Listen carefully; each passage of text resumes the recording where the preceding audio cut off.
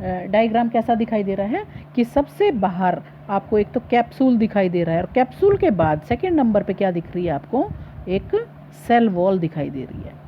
ठीक है, ये सेल वॉल क्या है, ये प्लाज्मा मेम्ब्रेन के चारों तरफ पाई जाती है। मतलब पहले अंदर प्लाज्मा मेम्ब्रेन होगी ऐसे, और उसके बाहर की तरफ क्या पाया जाएगा, सेल वॉल। तो ये अंदर वाली होगी प्लाज्मा मेम्ब्रेन और बाहर वाली हो गई सेल वॉल। और इस सेल वॉल के भी बाहर क्या पाया जाता है, एक कैप्सूल जैसी कवरिंग बनी होती है, जो ये सबसे बाहर बन रही है, ये वाली। तो ये होगी इसकी कैप्सूल।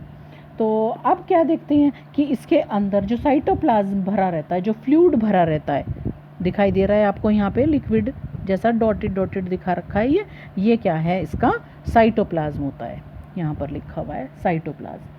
अब इसका जो न्यूक्लियस है वो कुछ वेल डिफाइंड न्यूक्लियस नहीं होता, मतलब उसके चारों तरफ कोई भी मेम्ब्रेन नहीं पाई जाती, और इसका जो जेनेटिक मटेरियल है उसको हम वो नेकेड फॉर्म में पाया जाता है। तो यहाँ पर इसको न्यूक्लियस ना कह के हम क्या बोलते हैं, न्यूक्लियोइड बोलते हैं।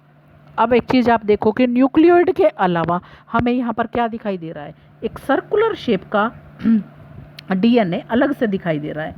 ठीक है, जो कैसा होता है कि उस मेन जीनोम के अलावा होता है।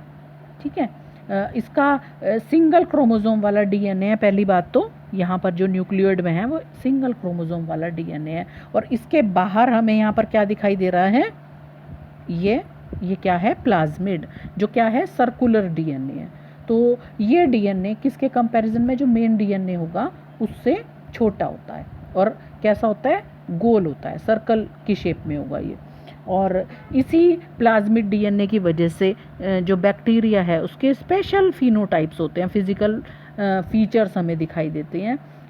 इसी तरह का एक फीचर क्या माना जाता है कि बैक्टीरियाज के अंदर जो एंटीबायोटिक के लिए रेजिस्टेंस होती है, वो करैक्टर किसकी वजह से होता है, इसी प्लाज्मिड डीएनए की वजह से होता है। तो हायर क्लासेस में आप पढ़ेंगे कि किस तरीके से इस प्लाज्मिड डीएनए का यूज़ करके हम क्या कर सकते हैं कि मॉनिटर कर सकते हैं, देख सकते हैं कि किस तरीके से बैक्टीरिया जो है वो ट्रांसफॉर्म कर लेता है फॉरेन डीएनए के साथ। ठीक है, अच्छा, अगर यूकैरियोटिक सेल्स की बात करते हैं तो उनके चारों तरफ, तो उनकी जो न्यूक्लियस होता है उसके चारों तरफ क्या पाई जाती है, न्यूक्लियर मेम्ब्रेन पाई जाती है।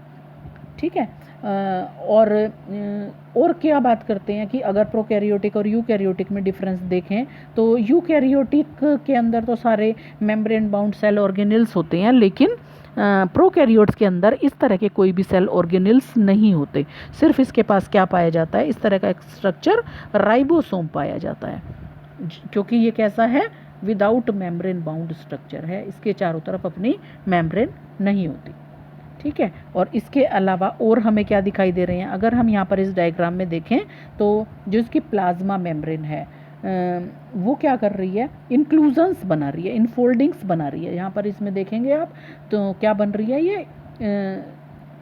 अंदर की तरफ फोल्ड होके एक स्पेशल तरह के स्ट्रक्चर बना रही है, जिसको हम क्या बोलते हैं, मीजोसोम।